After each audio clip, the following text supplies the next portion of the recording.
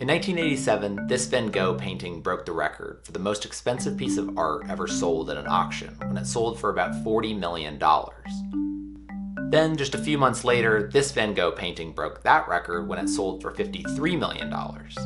In the time since, collectors have paid more than $1 billion for the Dutch artist's paintings. And all of that is pretty strange when you consider that while Van Gogh was still alive, he only sold a single painting. This one, for today's equivalent of $2,000.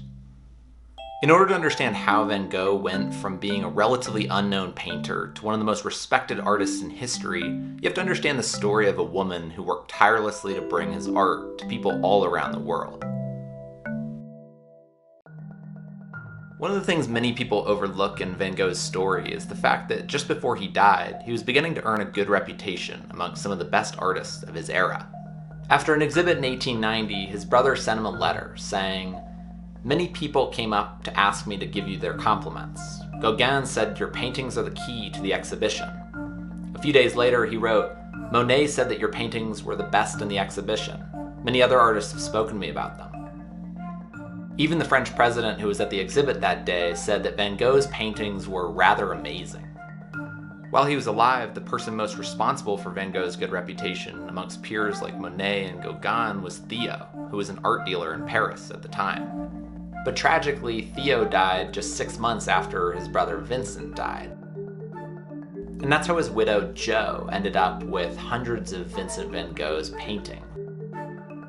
Other than Theo, Jo was one of Vincent's greatest supporters during his life. And so after Theo died, she decided to dedicate the rest of her life to making Vincent's work known.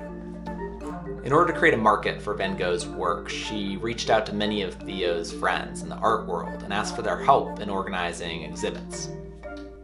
Between 1892 and 1900, she organized more than 20 exhibits of Van Gogh's work.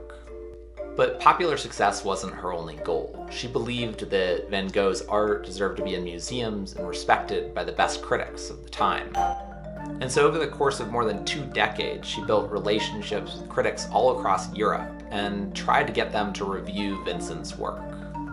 And eventually it worked. In 1892, she wrote in her diary, "People are beginning to be very interested in the work of Vincent. There's hardly a newspaper that doesn't say something about him." By the early 20th century, museums began to buy Van Gogh's paintings, which increased their value further and put them in front of even larger audiences. In 1924, the year before her death, Jo successfully sold one of Van Gogh's sunflowers to the National Gallery in London, one of the most respected museums in the world. Now, everything that happened after this was out of Jo's hands. She couldn't have predicted the rise of the modern art movement or the crazy prices that investors would eventually pay for Van Gogh's art. Of course, it's impossible to know what Jo would think of the tens of millions of dollars that people would eventually pay to have a Van Gogh painting on their wall, but I venture to say that she wouldn't really pay much attention to the art market or the auctions.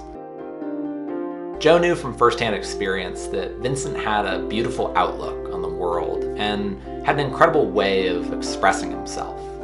And what she wanted was for people to be able to see Vincent's art and to be able to feel the same emotions that she and Theo felt when they read his letters and when they saw his paintings. And she succeeded in doing that. By the time that she died, Vincent was known by artists and lay people all across Europe.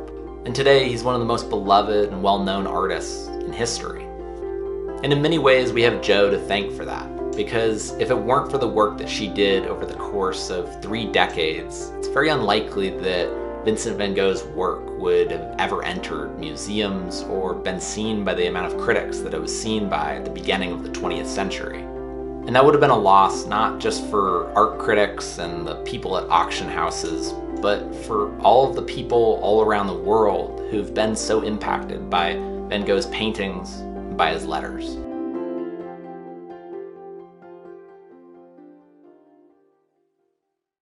Hey, thanks so much for watching this video. As always, I found a lot of the material for this video from the Van Gogh Museum in their archives. They've just released a biography of Jo, and I'll link to some of her letters and diary entries below if you're interested in reading more about this story.